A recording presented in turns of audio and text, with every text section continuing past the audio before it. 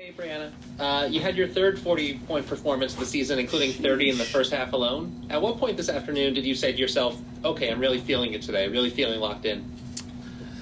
I think in the first quarter. No, I know. I was getting some good looks. They were switching a lot, just continuing to read what the defense gave me, and that kind of just continued throughout. But I don't know. I'm really happy with how we all played in general. Indy's a tough team, especially when they play at home. They just never stop, and we work through it. Thank you. And for either Sandy or Jonquel, you guys set a season high with 32 assists today on 37 made baskets, while you tied a season low with just 9 turnovers. And you had 14 assists from Courtney Vandersloot. So what was the catalyst for that controlled play and constant ball movement all afternoon long? She's tapped me. Look, I think we're just playing at the right pace, and we understand where we all need to be and how the other team is obviously defending us. And that's great. Like, the turnovers is great. You know, Sluty, 14, I mean, fantastic. It just means we're playing really selfless, and we're finding the best shot possible. And we're making them. Thank you. Enjoy the charter to Vegas. We will. Jeff?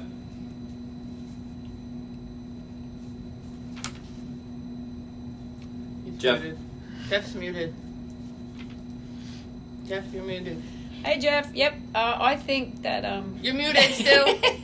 Can't hear you, Jeff. Nope. No.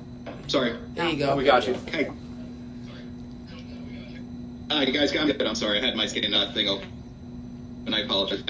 So I just wanted to ask about Breanna Stewart. It's hard. I want to ask Jonquel and Coach this question. It's hard, perhaps, to win an MVP award, and there's so many valuable talents on this team. But how does Breanna Stewart put in MVP in perhaps some ways that aren't visible to the naked eye? Invisible to the naked eye? I think she's a leader, first of all, in the locker room on our team.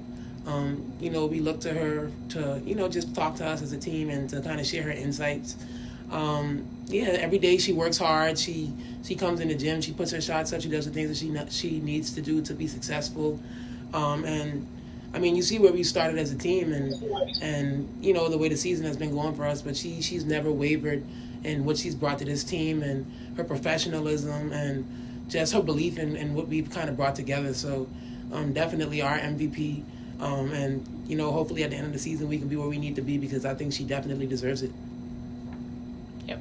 Appreciate your time in NCL 3. You enjoy. Jackie? Well said. Thank you.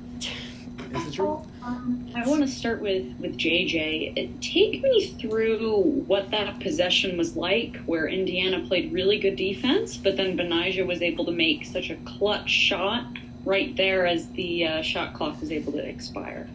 Yeah, just like you said, they were playing really good defense. I had the ball late. I came off. I felt like Boston kind of stopped my original drive. Tried to spin, and when I spun, I saw that Wheeler was there. Gave it to Benaja. Wheeler recovered, and Benaja just made a play. You know, so that's why it's good to play with great players who can make things happen. And sometimes it's just about making a play. I appreciate that. And Sandy, for you, the bench had 17 points tonight. I'm just curious, you know, as we're moving through into the final month of the season, what goals do you have for them when it comes to what you want to see them hit consistently as the season wraps up? Look, we talked about it. Like, I think the chemistry of the starting 5 is where it needs to be, and we're building that up with the bench, and that's so important for us as we move forward, not the regular season, obviously, into the playoffs. And we've spoken about all season long, we want it to be a strength, but I think we're heading in the right direction. I think Steph coming back is that leadership off the bench. That was, second game back. I thought that was really solid with what she did. She executes, she knows. KT's given us everything just with her toughness and, making shots and playing defense. And then Marine too. I think, she moved the ball a fair bit today. We want her being aggressive and being Marine. I think that helps us. And, I know I didn't go any further than that, but you never know when we might need a Jocelyn who's just stays ready, and she's going to be a competitor non-stop, and Niara is if we need athleticism. And I nearly went to her tonight, so because I know that she could help us as well with the rebounding and her physicality. So it's critical for us. We want to keep building up chemistry with all of us, not just the starters. Thank you. Michael?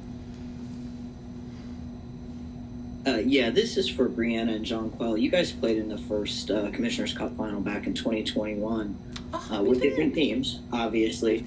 Now you're on the same team, but I wonder what this event means to you guys. It's still so new, and it doesn't really have anything to do, obviously, with your bigger goals of, the regular season and the postseason, but what does it mean to you?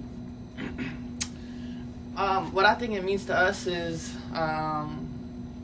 really a game to win some money and continue to build chemistry at the same time. But it's like it's a big game, but we couldn't focus on it until now, and we'll focus on it for the next few days, and we'll go and leave it out on the court. But in the midst of the season, it's tough to not have perspective about everything else that's going around us. But go try to win some money. Yeah, same thing Stewie said, just going and trying to win some money. But also, one of you guys asked me after the game that, that how it would feel to win, the first piece of hardware for the New York Liberty. And I really didn't think about it, but once you guys said that, it kind of put it into perspective a little bit more. So I think that would be cool, too, to be able to have that first here, in a New York Liberty jersey. And then also Cal and Lord, like we said before, and understanding that we're not just playing for ourselves. Yeah. Thank you. Christos? Hello, ladies. Congratulations on the win. Breanna, question for you. How that game is, that effort and that game and that win, what kind of statement ahead of the Commissioner's Cup game was for you as a team? I think it was just, that we just are continuing to be locked in. Really going into the month of August, I think we've tightened up. We've continued to use our experience, our professionalism to know that, every team is hungry and fighting for a playoff position, fighting to continue to keep their job in this league, and being aware of that and making sure that nobody's working harder than us. So I think we're really happy with where we are as a team, but we know we still have a long ways to go and a long regular season left to kind of finish things out. Thank you very much. And for you, Coach, one question. How satisfied you are about the effort and the desire of your team getting better? What does it mean for you winning the Commissioner's Cup?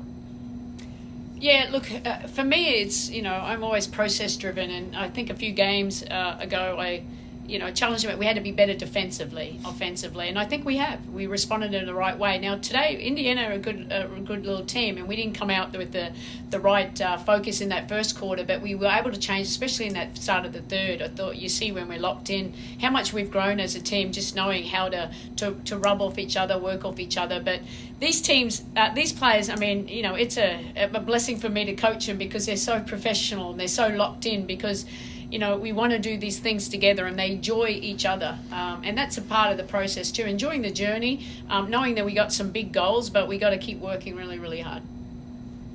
Thank you very much. We'll go to Brian and then finish with Fifi.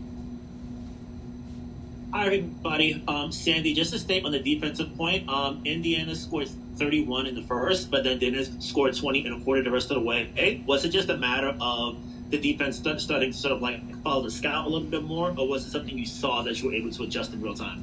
Yeah, look, credit to Indiana. They made some shots, but we weren't as active. We were a little step slow, to be quite honest, in that first quarter. And just playing with them, it was really high scoring, probably great for TV. But, it was more about let's get a little detail oriented. What do we need to do? What do we need to change up a little bit? Changed a few matchups and we got there, we still gave them, keeping anyone under 20 I think is good in this league, and that's always our goal every single game. So we achieved that, but just through our activity, communication, and being a little aggressive when we needed to.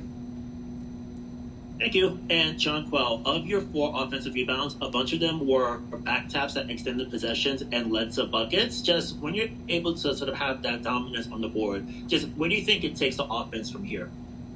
It just gives us extra possessions, We have so many people that can score outside, behind the three-point line, and I think those taps kind of give us the opportunity to just get open shots. It's always a good shot off an offensive rebound. So just continuing to give us more opportunities to be able to be successful.